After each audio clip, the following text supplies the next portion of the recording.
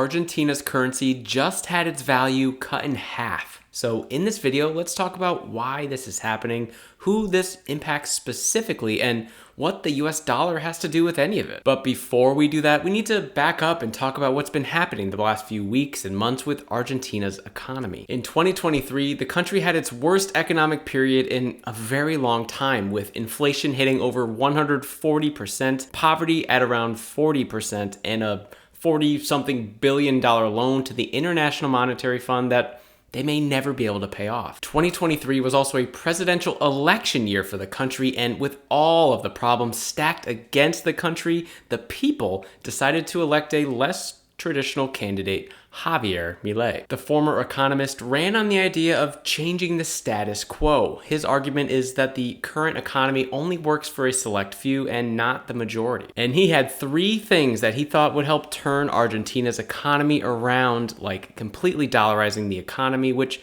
means making the dollar the legal currency of the country, abolishing the central bank as he feels like it could be tempted to print more money to help reduce inflation, and slash government spending. And you have to give it to him. He got to work right away. Milei was sworn in as president on Sunday, December 10th, and his first message to the country was not some rah-rah speech like you normally hear about, woo, we're gonna go get them. It was a little more real. In fact, he said things are going to get worse before they get better. So yeah, he basically said that inflation will get worse than 140% and poverty will get worse than 40%, but at least he's being transparent. Milei is confident he can bring Argentina forward. After he won the election and before he was officially sworn in, him and his team made a trip to the United States to meet with US officials to discuss his economic agenda and likely the large elephant in the room, the 40-something billion dollar debt owed to the IMF. Fast forward a few days and Javier Milei's economic minister Luis Caputo went live on TV to tell the Argentine citizens that the peso will be intentionally devalued by over 50% overnight. At the time of this recording, the peso to dollar conversion is about 366 pesos for every $1, and Caputo hinted at the idea that they would like to see an 800-to-1 ratio, which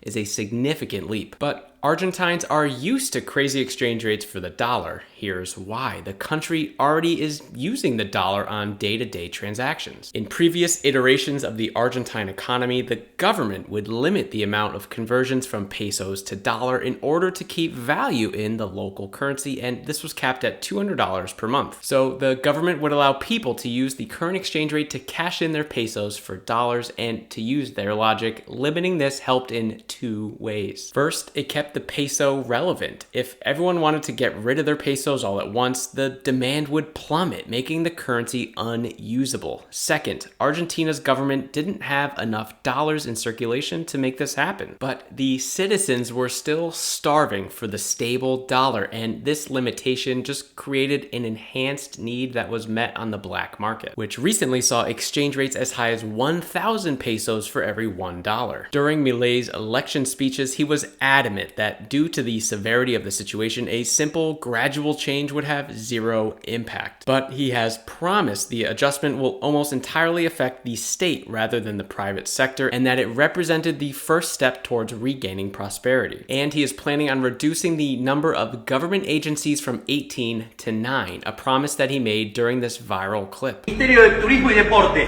afuera. Ministerio de Cultura, afuera. Ministerio de Ambiente y Desarrollo Sostenible, afuera. So we'll see if any of this happens, but in the meantime, he's likely to have many citizens and, quite frankly, some politicians and high-ranking officials very upset with him. But there is one group that is actually pleased with these drastic economic possibilities, and that is the IMF. A spokesperson for the IMF recently responded to these changes by saying, "These bold initial actions aim to significantly improve public finances in a manner that protects the most vulnerable in society and strengthen the foreign exchange regime. Their decisive implementation will help stabilize the economy and set the basis for more sustainable and private sector-led growth." And it's usually smart to get on the good side of someone that you owe billions of dollars to, but it's also smart to subscribe to the channel if you like topics like this, because I'm going to be making update videos as this story develops. The irony to this whole story is the new economic minister, Luis Caputo, is a former central bank chief, and before that he was a finance minister in charge of debt restructuring. So first, a person who knows how to restructure debt seems very important when you have a mountain of it. And second,